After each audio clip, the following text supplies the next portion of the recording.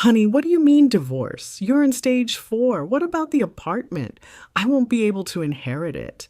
The husband was running around in hysterics.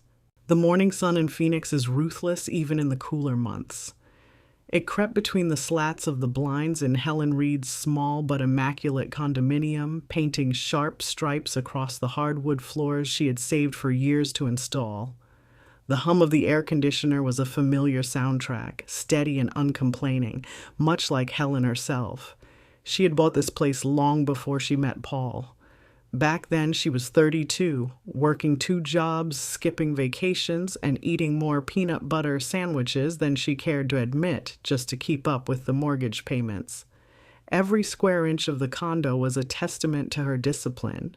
The kitchen cabinets she'd sanded and painted herself, the shelves she'd built in the living room, the fresh coat of eggshell paint she'd rolled onto the bedroom walls late one Friday night after a long shift at the bank.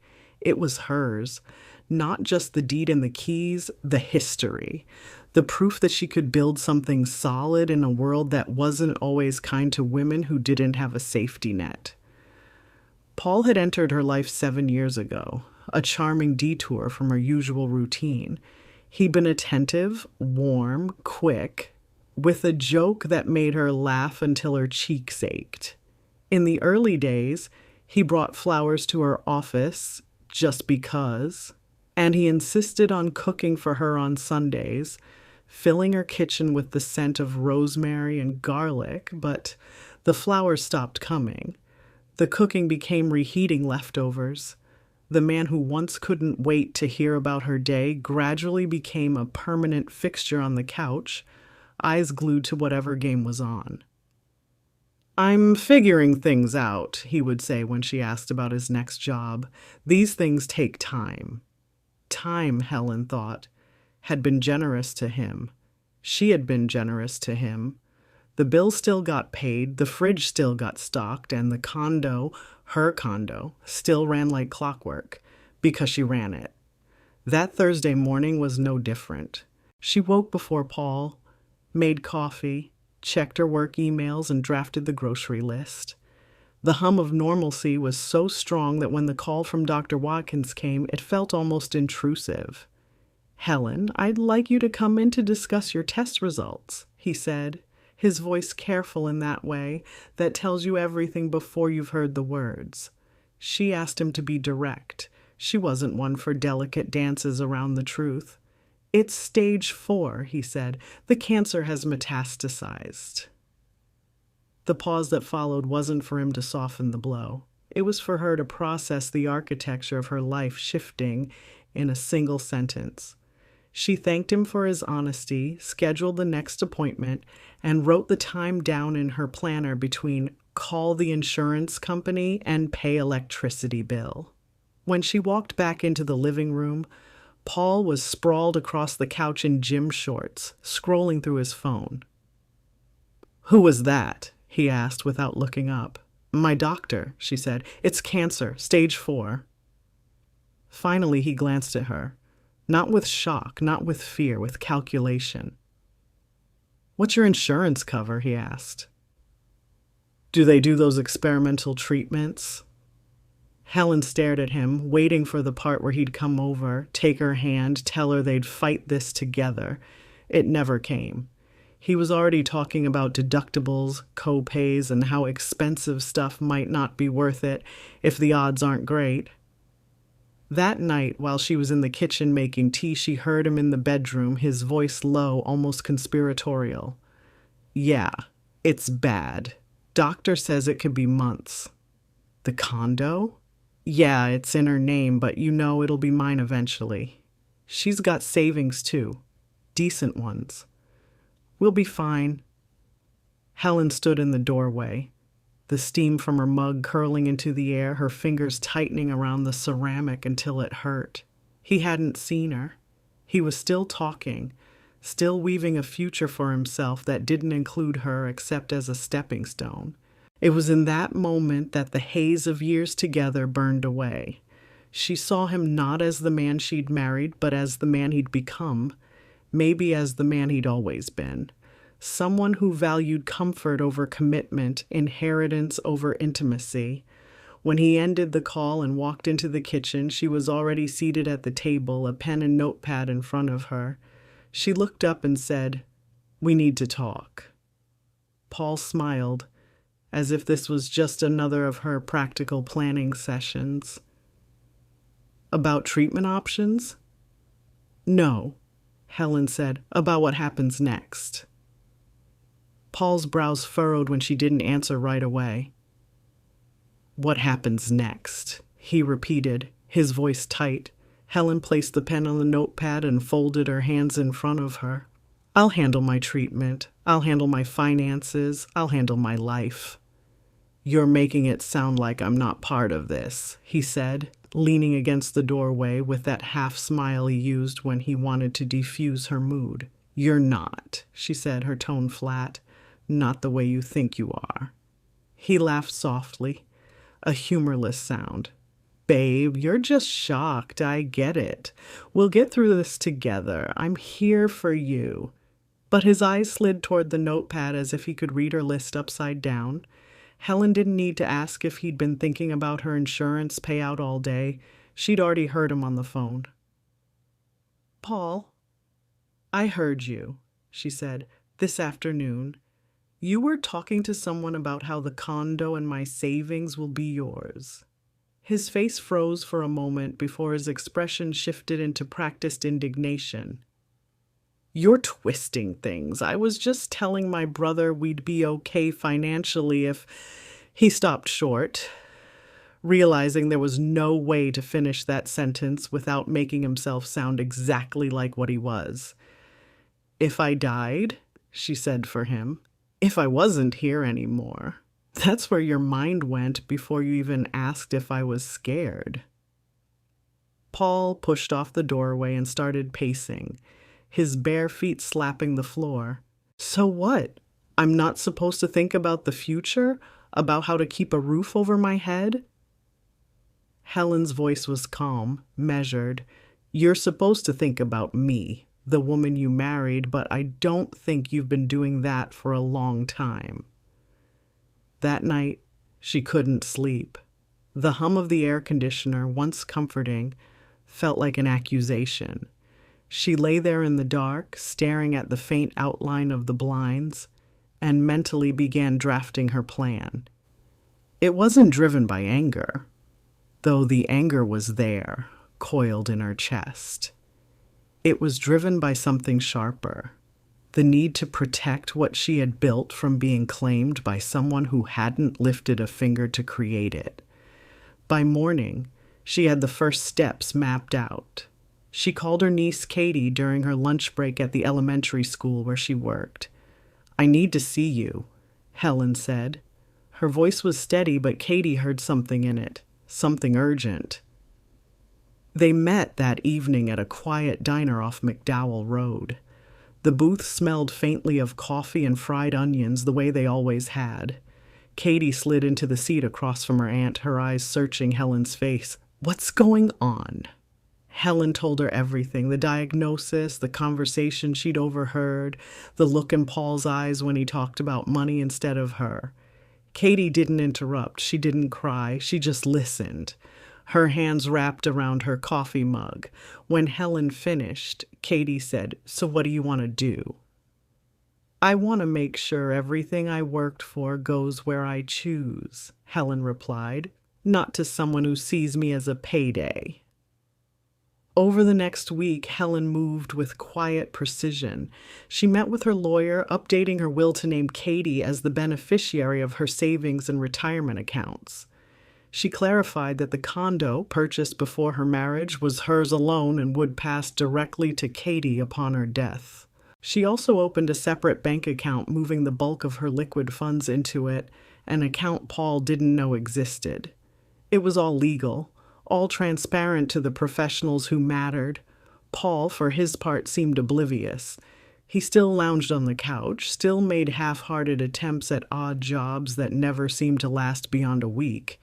Occasionally he'd bring up her condition, but only to ask logistical questions. How many treatments will you need? Can you still drive yourself? What's it gonna cost? The moment she filed for divorce came on a Thursday morning, as sunlight poured over the desk in her home office. It took less than 15 minutes to fill out the forms online through the Maricopa County court system. She stated plainly that the condo had been acquired before the marriage, that it was never commingled with marital assets, and that she sought a clean break. When the email confirmation came through, she closed her laptop and sat back in her chair. There was no sense of victory, no rush of triumph, just relief, the quiet kind, like setting down a heavy box you've carried too far. That evening, she told Paul over dinner. He blinked at her, as if waiting for the punchline. "You're joking," he said. "I'm not," she replied. "You'll get the official notice tomorrow. I've already spoken to my attorney." He pushed his plate away. "This is because of what you think you heard." "It's because of what I know," she said. "You care more about what you get when I'm gone than about me being here now. And that's not the marriage I want to die in." For the first time in years, Paul had no comeback. He just sat there, jaw tight, staring at her across the table as if she were a stranger. The next morning, Helen was pouring herself a cup of coffee when Paul's phone buzzed on the counter. He glanced at the screen, his expression tightening. Without a word, he snatched it up and disappeared into the bedroom. 5 minutes later, he reemerged. Holding a folded piece of paper, he tossed it onto the kitchen table with more force than necessary. "Congratulations," he said, his voice dripping with sarcasm. "Your little email came through. It's official. You're divorcing a man with cancer for a wife." Helen sipped her coffee, refusing to match his heat. "I'm divorcing a man who stopped being a partner a long time ago." He paced the kitchen like a caged animal. "Do you know how this makes me look? To my family?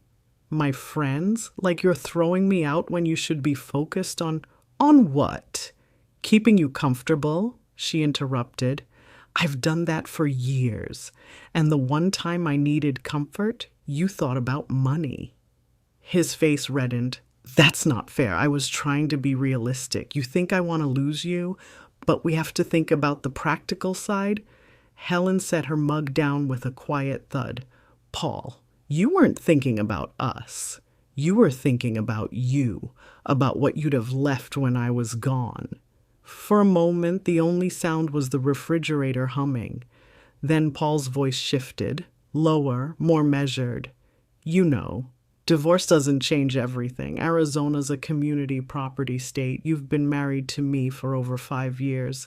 Some things can still be divided." Helen felt the old familiar weight in her chest, the one that came when bills piled up, or when Paul lost yet another job. But this time there was no fear under it, only clarity. "The condo isn't community property. It was paid for before we married. The accounts I'm protecting are in my name alone. I've made sure of that." Paul smirked, a flicker of challenge in his eyes. "We'll see what a judge says." She met his gaze without blinking. "Yes, we will." That afternoon, she drove to her attorney's office, a modest suite in a low-rise building with faded blue awnings. Geraldine Wu had been her lawyer for over a decade, handling everything from minor contract reviews to the refinancing of the condo. She listened carefully as Helen relayed the morning's conversation. "Given what you've told me and the documentation you've provided," Geraldine said, "he has no claim on the condo or your premarital accounts. His best hope would be to argue for spousal maintenance, but even that's going to be hard given the circumstances." Helen nodded. "I'm prepared for that. I just want everything clear and airtight." Geraldine tapped her pen on the desk. "The bigger concern will be making sure he doesn't try to drain any joint accounts in the meantime. I'll file a motion to freeze those until the divorce is finalized." Driving home, Helen felt a strange mix of fatigue and resolve. Every mile she put between herself and Geraldine's office felt like one step closer to reclaiming her life, even if that life would be shorter than she'd planned. When she walked into the condo, Paul was at the dining table flipping through a stack of papers. He didn't look up. "Did you tell your lawyer about me?" "I told her the truth," Helen said, hanging her keys on the hook by the door. He leaned back in his chair, arms crossed. "You know, you could just not do this. We could stay married, keep things simple. You wouldn't have to worry about me contesting anything." "That's exactly the problem," she said. "I don't want to keep things simple if it means you benefiting from my death." His jaw tightened. "You make me sound like a vulture." Helen didn't flinch. "If the shoe fits." For the next few days, the condo became a battlefield of silences. Paul stopped talking to her unless it was about groceries or the mail. At night, he'd retreat to the couch, claiming he couldn't sleep in the same room with all this tension. Helen didn't argue. She used the solitude to rest, to think, to quietly prepare for the treatments ahead. Katie called every evening, her voice bright but steady. "Do you need me to come by tomorrow? I can bring dinner." "Not yet," Helen said, "but soon." On Friday afternoon, as Helen returned from the pharmacy, she noticed Paul standing outside the building, talking on his phone again. His voice was low, but the tone was unmistakable, agitated, almost pleading. "She's being unreasonable. Yeah, I know she bought it before, but there's gotta be some way." He turned slightly and caught sight of her. His conversation ended abruptly. "Who was that?" she asked as she walked past him toward the entrance. "None of your business," he said. She stopped just inside the doorway and looked back at him. "When it comes to my property and my life, Paul, it's always my business." He didn't follow her inside. That night, Helen sat at her desk, updating a folder labeled Final Plans. It contained everything: her updated will, medical directives, account statements, even instructions for the small garden she tended on the balcony. Every page was a safeguard against Paul's reach. Every detail was a quiet assertion of her right to decide. Saturday morning began with the smell of burnt toast. Helen stepped into the kitchen to find Paul standing over the toaster, poking at the charred bread with a knife. He looked up at her like nothing was wrong. "Made breakfast," he said, sliding a plate toward her. Helen glanced at the toast, blackened to the edges, and then at the carton of eggs sitting unopened beside the stove. "Thanks, but I've got oatmeal in the pantry." Paul shrugged, tossed the toast into the trash, and leaned back against the counter. "You know, I've been thinking, maybe we rushed into this divorce thing. Maybe we can figure out some kind of agreement." "An agreement?" Helen repeated. "Yeah," he said, pushing a hand through his thinning hair. "Like, you keep the condo. I just stay here. At least until you know." He let the unfinished sentence hang, heavy in the air. Helen didn't look away. "Until I die, you mean?" He gave an awkward laugh as though she'd made a joke. "I'm just saying we don't have to make this harder than it needs to be." "You mean harder for you," she said. The pretense fell from his face, replaced by irritation. "You think you've got it all figured out, don't you? That you can just cut me out like I was never part of your life?" Helen leaned on the counter, her voice low and steady. "You were part of my life, Paul. Not part of what I built before you, and certainly not part of what I'll leave behind for someone who actually cares about me." His jaw clenched. "You're going to regret this. You think Katie's going to be there wiping your brow every time you're sick? She's got her own life." "She's already done more for me in the last week than you have in the last year," Helen said. Paul's eyes darkened, and for a moment she thought he might say something crueler. Instead, he grabbed his jacket and left, the door slamming hard enough to rattle the frame. Helen exhaled slowly. She didn't like confrontation, never had, but the clarity she felt afterward was undeniable. Every argument peeled away another layer of illusion she'd held about their marriage. Later that afternoon, Katie stopped by with a bag of groceries and a small bouquet of yellow tulips. "Thought you could use some color in here," she said, placing the flowers in a vase on the dining table. Helen smiled. "They're perfect, thank you." Katie put the groceries away while Helen made tea. "So, how's Paul taking things?" Helen stirred honey into her cup. "Like a man who just realized the gravy train's ending," Katie snorted. "I never liked him, but I kept my mouth shut because you seemed, I don't know, hopeful?" "I was," Helen admitted, "but hope doesn't pay the bills and it doesn't make someone a partner." They spent the next hour sorting through paperwork, making sure all of Helen's documents were in order. Katie was methodical, checking every detail twice. "Once this is all filed and finalized," she said, "there won't be anything he can do." That night, Helen found Paul back on the couch when she returned from taking out the trash. The TV was off. He was just sitting there, staring at the dark screen. "You went to see a lawyer again, didn't you?" he asked without turning his head. "Yes," she said plainly. He nodded slowly as if confirming something to himself. "I talked to someone too, about my rights." Helen didn't bother to ask who. "And what did they tell you?"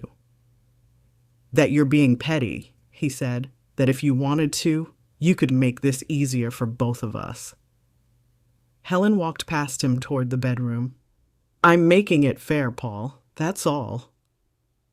The next morning, she noticed their joint checking account balance was several $100s lower than it had been the night before. She checked the transaction history. ATM withdrawal, $500. She found him in the kitchen, pouring cereal into a bowl. "You took money out of the joint account." "I needed it," he said without a hint of guilt. "For what?" he shrugged. "Expenses, I'll put it back." "You won't," Helen said, "which is why I'm closing that account today." His head snapped up. "You can't just—" "I can," she said, grabbing her purse, "and I will." At the bank, she transferred the remaining funds into her private account and instructed the teller to close the joint one entirely. As she signed the last form, she felt a quiet satisfaction. Another door shut. Another access point sealed. When she got home, Paul was gone. No note, no text. She didn't care. She made herself lunch, watered her balcony plants, and spent the afternoon reading in the armchair by the window. The sun was warm on her face, and for the first time in weeks she felt a measure of peace. That evening, as she was getting ready for bed, her phone buzzed with a message from an unknown number. "Enjoy your little victory. It won't last." Helen stared at the screen for a moment before setting the phone down. She wasn't going to let him dictate her fear anymore. The locks on the condo had already been changed. The legal protections were in motion. He could posture all he wanted, but the outcome was no longer his to decide. Helen woke to the muted hum of rain against the balcony doors. Rare for Phoenix, the kind of steady drizzle that softened the desert air and made everything smell faintly of wet earth. She sat up slowly, wrapping her robe around her shoulders, and took a moment to notice how quiet the condo felt. No TV blaring from the living room, no heavy footsteps crossing the hallway. Paul hadn't come home last night. Her first instinct was relief. One less tense conversation to endure. But as she padded into the kitchen, she spotted the telltale signs he'd been there at some point. A coffee mug in the sink, a damp umbrella propped against the wall, and his jacket tossed over the back of a chair. On the counter lay an unopened envelope, addressed to her in Paul's handwriting. She hesitated before opening it. Inside was a single sheet of lined paper with 3 sentences. "We can fix this. Stop making it ugly. Let's talk before you do something you'll regret." Helen set it down without a second thought.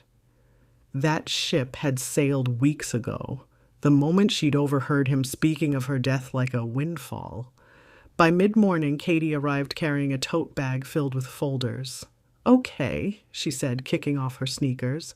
"I brought everything we need to finish sorting your insurance policies and retirement accounts. We'll make sure every beneficiary line says my name in big, bold letters."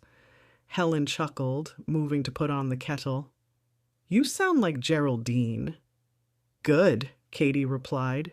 "She's smart." They spread the documents across the dining table, methodically going through each one.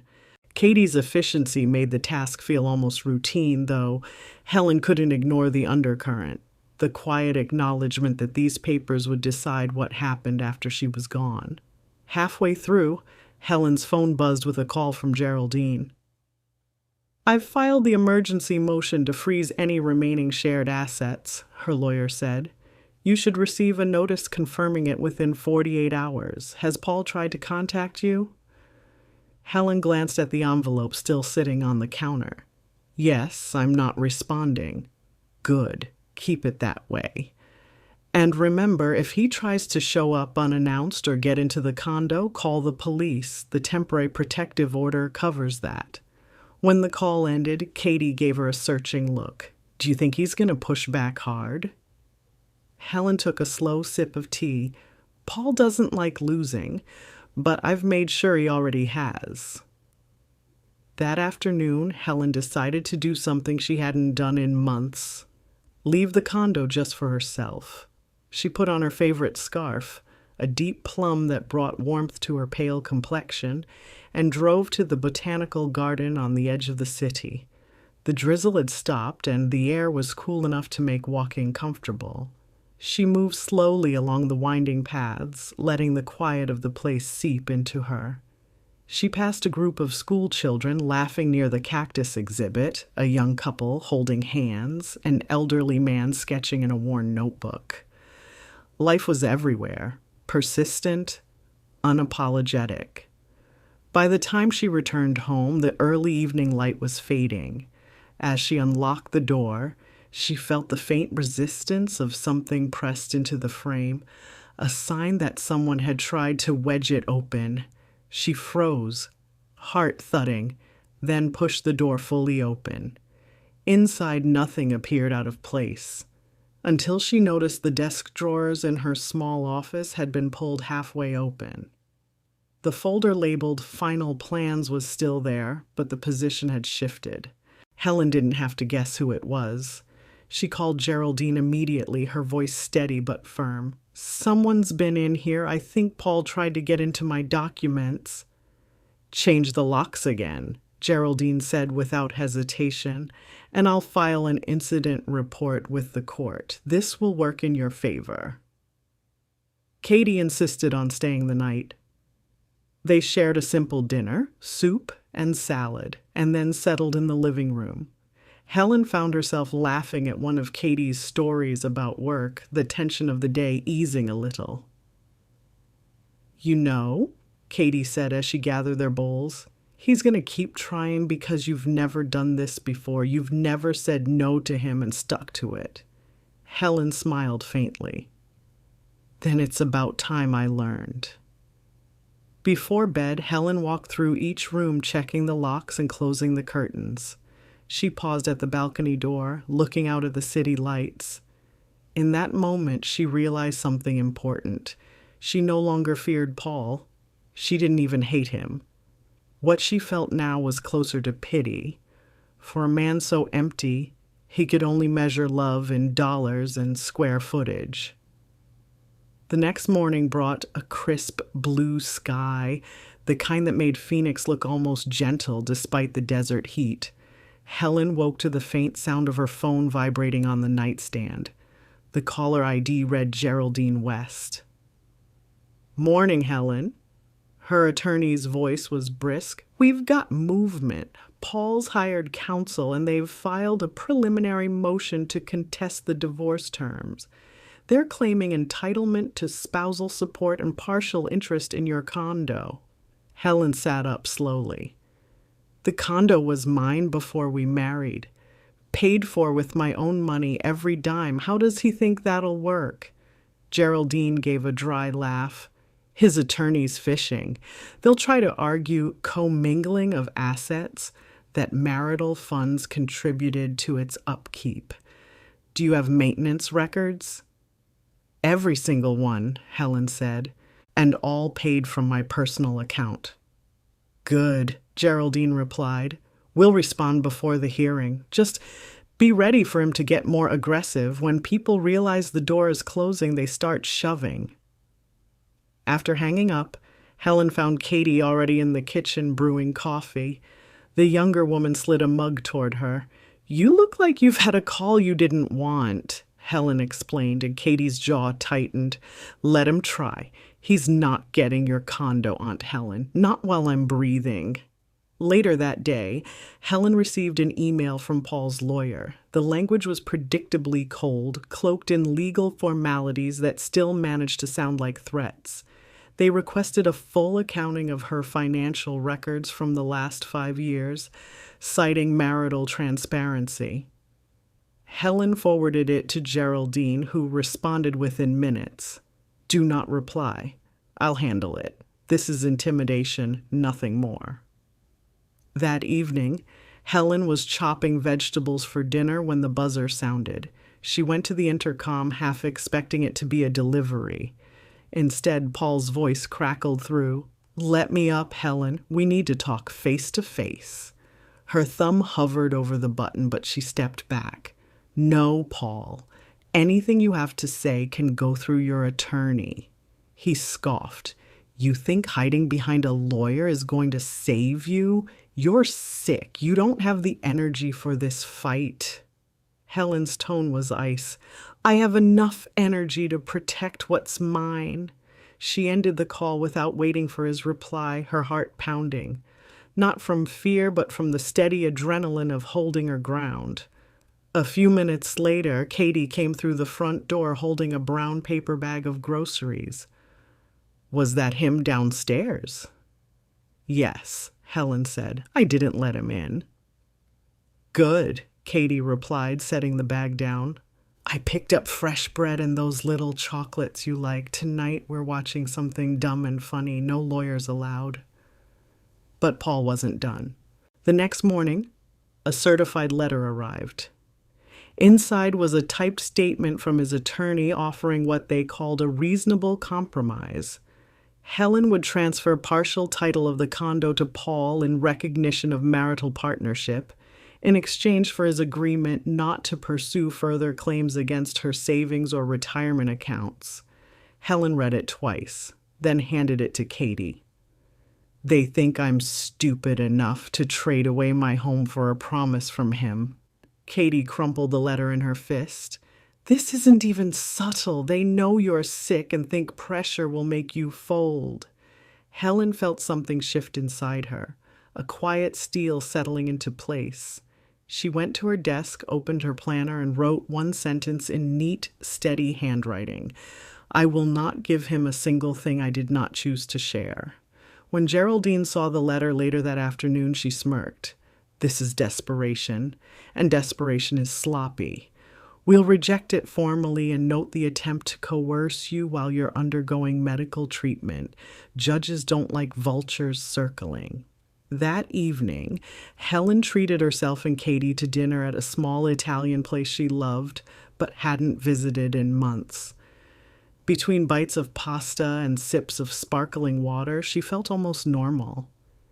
They laughed about a table of teenagers in the corner trying too hard to impress each other, and for a brief stretch, Paul's shadow wasn't in the room. When they got back to the condo, Helen found a note taped to her door in Paul's handwriting. You can't erase me from your life, Helen. We're bound, whether you like it or not. Katie ripped it down and tossed it in the trash before Helen could touch it. He's trying to get under your skin. Don't let him. Helen nodded. I won't. I've lived too many years cleaning up after someone else's mess. This time, I'm cleaning house for good. She locked the door, double-checked the deadbolt, and drew the curtains tight. The condo felt smaller at night, but also safer. A fortress she'd built with her own two hands, now shielded by the knowledge that she was fighting not just for property, but for the principle that her life, her work, and her choices were hers alone. The courthouse in downtown Phoenix was an imposing glass and steel structure, its sharp lines reflecting the morning sun like a blade. Helen arrived early, accompanied by Katie and Geraldine. She wore a simple navy dress, her hair covered with a soft scarf, not for modesty, but for comfort during the chill of the air-conditioned halls. Paul was already there, leaning against the wall outside the assigned courtroom. He looked different, thinner, perhaps from stress, but his posture still carried the same entitled tilt she had come to know. His attorney, a man in an expensive suit with an expression like a closed door, was whispering something to him. When Paul noticed her, his gaze hardened. "Helen," he said flatly. "Paul," she returned just as flat before walking past him into the room. Inside, the courtroom smelled faintly of paper and old carpet. Helen settled at the petitioner's table with Geraldine, while Paul and his attorney took the opposite side. Katie sat directly behind her, a quiet pillar of support. The judge, a middle-aged woman with a sharp eye and an even sharper tone, began by reviewing the filings. "We are here to address the dissolution of marriage between Helen Reed and Paul Reed, as well as disputes concerning property division." Paul's attorney was first to speak. He launched into a carefully rehearsed argument, painting Paul as a devoted husband unfairly excluded from shared assets, particularly the condominium. "While the property was acquired prior to the marriage," he said, "marital funds have been used for its maintenance, thereby entitling my client to a fair share of its value." Geraldine rose calmly, her voice precise. "Your Honor, all maintenance and upgrades to the condominium have been documented as paid solely from Ms. Reed's separate account, which predated the marriage. We have bank statements, receipts, and sworn affidavits to confirm this. Furthermore, Arizona law is clear. Separate property remains separate unless commingled, which it was not." The judge leafed through the documents Geraldine provided, her brow lifting slightly at the neatly tabbed binder. "I see. And Mr. Reed, do you have any evidence contradicting this?" Paul shifted uncomfortably, whispering to his lawyer, who finally shook his head. "No, Your Honor." The judge made a brief note. "We'll proceed." Next came the matter of spousal support. Paul's attorney argued for a monthly payment due to the petitioner's substantially higher earning potential and assets. Geraldine's response was razor sharp. "Your Honor, my client is undergoing chemotherapy for stage 4 cancer. Her earning potential is not only diminished, it is uncertain. Mr. Reed, on the other hand, is capable of full-time employment and has chosen intermittent work by preference, not necessity. This is not a case of financial dependence. It is a case of willful avoidance of self-sufficiency." Helen kept her eyes on the table as Geraldine spoke, but inside she felt a quiet surge of gratitude for the clarity and force of her defense. Paul interrupted, his voice rising. "She's making me out to be some kind of parasite. I took care of things at home. I was there for her." The judge held up a hand. "Mr. Reed, you will have your turn to speak when asked. Outbursts are not permitted." Paul's mouth snapped shut, but his glare burned across the table. When it was Helen's turn to testify, she spoke plainly. She described buying the condo years before meeting Paul, the sacrifices she made to pay it off, and the gradual shift in their marriage, how his early attentiveness gave way to detachment, how she carried the household financially while he drifted from one short-term job to another. Then, with a steady voice, she recounted overhearing his phone call about her impending death and the inheritance he believed was inevitable. A murmur rippled through the courtroom, but Helen didn't flinch. I realized in that moment, she told the judge, that he valued the things I owned more than the life we had. My home, my savings, those were mine before we married. He did not help me build them, and I will not let him dismantle them. The judge studied her for a long moment before nodding. Thank you, Ms. Reed. By midday, the proceedings adjourned until the following week for closing arguments. As Helen left the courtroom, Paul called after her, "This isn't over, Helen." She turned just enough to meet his eyes. "It is for me." Outside, the sunlight felt warmer, less harsh than it had that morning. Katie squeezed her arm. "You were incredible in there." Geraldine smiled faintly. "Judges can read sincerity, Helen. You told the truth without embellishment. That's more powerful than any performance." They walked to the car together, the weight of the day heavy but not crushing. For the first time in months, Helen felt something like control, the kind that comes when you've stopped waiting for someone else to hand you permission to protect what's yours. A week later, the same sharp light poured through the courthouse windows, but Helen walked into the room with a different weight in her step. She was still tired. Chemo had a way of stealing the small reserves of energy she could gather, but she felt anchored. Geraldine had prepared her for every possible turn, and Katie's steady presence was like an invisible hand at her back. Paul was already seated when they arrived, jaw tight, his eyes darting from Helen to Geraldine and back again. The judge took her seat promptly at 9 a.m., shuffling through a stack of papers before speaking. "We are here to conclude proceedings in the matter of Reed versus Reed. I have reviewed all submissions, testimony, and evidence presented." Her gaze shifted briefly to Paul. "The law in Arizona is clear regarding separate property. The condominium in question was acquired prior to the marriage, purchased solely by Ms. Reed, and maintained exclusively through her separate finances. There is no credible evidence of commingling." Helen felt her heart rate slow, like a deep breath after months of holding it. The judge continued. "As such, the property remains Ms. Reed's sole asset. Additionally, given Mr. Reed's demonstrated capacity to work and the lack of evidence of financial dependence directly caused by this marriage, the court denies the request for spousal support." Paul's head snapped toward his attorney. The man kept his face impassive, but a muscle in his jaw twitched. The judge's voice didn't waver. "The dissolution of marriage is granted effective immediately. Division of any remaining joint assets will proceed according to the signed stipulations already in place. This court is adjourned." The gavel came down with a sharp crack that seemed to echo far longer than the sound itself. Paul stood quickly, leaning over the table toward Helen. "You think you've won something?" His voice was low but dripping with venom. "You're sick, Helen. You don't get to take it all with you." Helen rose slowly, meeting his gaze without blinking. "You're wrong, Paul. I'm taking exactly what's mine and what was never yours." Her voice was steady, almost quiet, but the words landed like a locked door between them.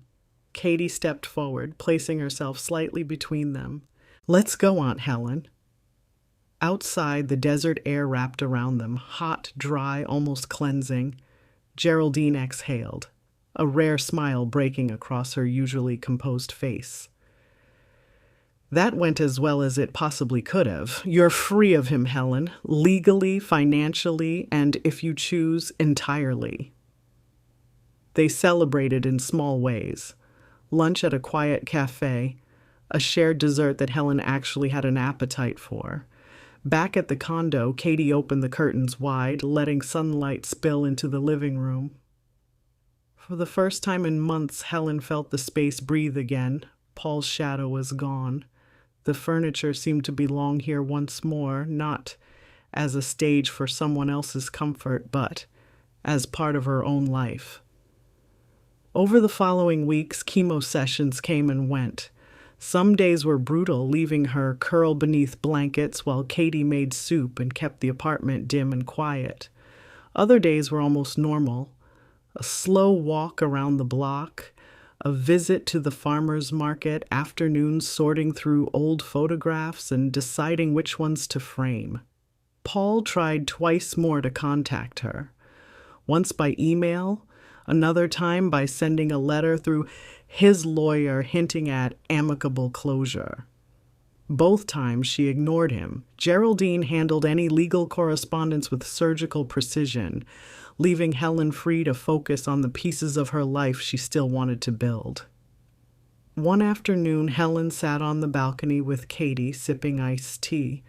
The summer heat radiated off the surrounding buildings, but there was a faint breeze. "Do you know what I realized?" Helen said. "When the doctor told me about the cancer, my first thought wasn't about dying. It was about making sure nothing I'd worked for went to the wrong hands. That says something about the marriage I was in." Katie didn't hesitate. "It says you were right to end it. And it says you still have time to decide what you want to do with what's yours, including your time." Helen smiled faintly. "Time? That's the real inheritance, isn't it?" As the sun dipped lower, casting the sky in shades of gold and rose, Helen felt no grand swell of triumph, no cinematic rush of victory. Instead, there was a quiet satisfaction, a deep steadiness in knowing she had chosen herself. She had protected her home, her savings, and the dignity she refused to let cancer or betrayal take away. Paul, she later heard, had moved into a single rented room in a rundown house on the edge of town. He picked up odd jobs, delivery driving, occasional shifts at a friend's auto shop, but the easy comfort he'd once taken for granted was gone. Not because she had punished him, but because life, without someone else's labor to lean on, required something he hadn't cultivated: self-reliance. Helen didn't gloat when she learned this. There was no need. She had her own battles to fight, and she was fighting them on her terms. The condo was quiet at night, but it was hers. The bank accounts bore only her name, and the people around her now, Katie, a handful of true friends, cared for her without an eye on what they might gain when she was gone. One evening, while watering the balcony plants, Helen whispered into the fading light, "You have nothing to lose but what you never earned." It wasn't meant for Paul anymore. It was a reminder to herself that her worth was never in the hands of someone else, and her legacy was more than bricks, mortar, or numbers in an account. It was in the choice to live fully, fiercely, and without apology, even when the road ahead was shorter than she'd once hoped.